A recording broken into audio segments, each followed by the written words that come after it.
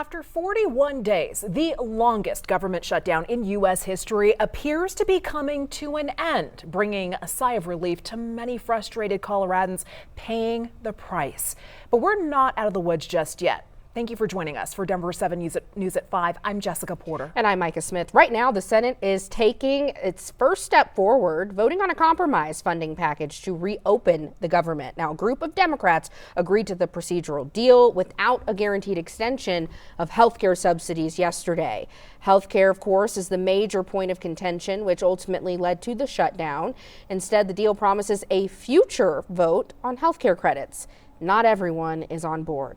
Denver 7's Colette Bordelon joins us live in studio tonight. And Colette, you're asking Colorado's Congress members how this deal will be handled in the House. That would be the natural next step. And the Democrats I spoke with are disappointed, while Republicans say it's time. Now, whatever comes out of the Senate has to pass through the House, meaning our representatives are getting ready to head back to Capitol Hill.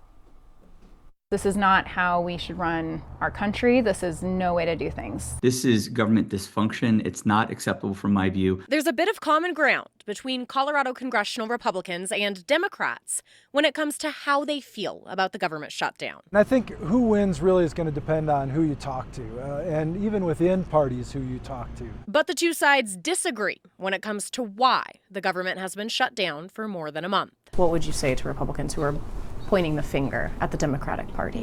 When you need Democratic votes, you actually have to bring us to the table. We need to be part of the negotiations, and we represent an overwhelming amount of Americans who supported us as well. That is not at all what is happening right now. It's deeply disappointing. When Democrats say that this solution will leave hundreds of thousands of Coloradans without health care, what is your answer to that? Listen, I'm ready, willing, and able to work on healthcare reform and preserving our healthcare system, extending the enhanced premium tax credits. I'm already on legislation that would do that. But fundamentally, we got to get the government open first. Congress members Jeff Hurd and Brittany Pedersen are preparing to be called back to D.C. very soon, after the Senate struck a deal that paves the way toward the end of the government shutdown. Still, the legislation would need to pass the House, where Hurd and Pedersen plan to vote differently. I need to look at the final details, but right now I'm inclined to support it. What we're expecting to vote on in the House, I will be a no on this package because it's not a deal. This doesn't address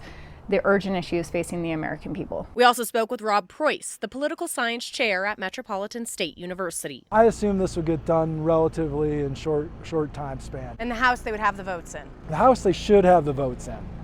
I would be surprised if they didn't. Now, the question is this the beginning of the end of the longest government shutdown? I think the American public's going to look at our government as being similarly dysfunctional as it was leading up to this shutdown. And what comes next? President Donald Trump has the final say on this deal. He does say he supports it. Meanwhile, Democrats are expecting a December vote on the Affordable Care Act subsidies, which expire at the end of the year. Now, many of them are upset that all this deal does is promise a future vote, not an extension of those credits, Micah. Colette, we are hearing from so many voters who say we want a solid plan, no matter what it is. Healthcare costs are too high. We want a plan. We don't want promises. But what kind of impact would there be in Colorado if nothing is done about the health care credits? Colorado actually examined this and released a few numbers just a few weeks ago, Micah. Now, the Colorado Division of Insurance says the vast majority of consumers enrolled in our state's individual marketplace, they will see their premiums double next year. The state says those increases will lead to roughly 75,000 Coloradans losing access to their health care. So that's one of the reasons Democrats had this as such a big sticking point in these negotiations. Wow, so insurance rates could double, and then a lot of Coloradans will say, do I eat or do I pay for health insurance? And that's why we're really looking to see if there is this vote in the Senate, because they don't have this in writing. This is just a promise that's being made as part of this deal. If there is this vote, what happens to those tax credits that are expiring? A lot of unanswered questions. All right, Colette, thank you for that report.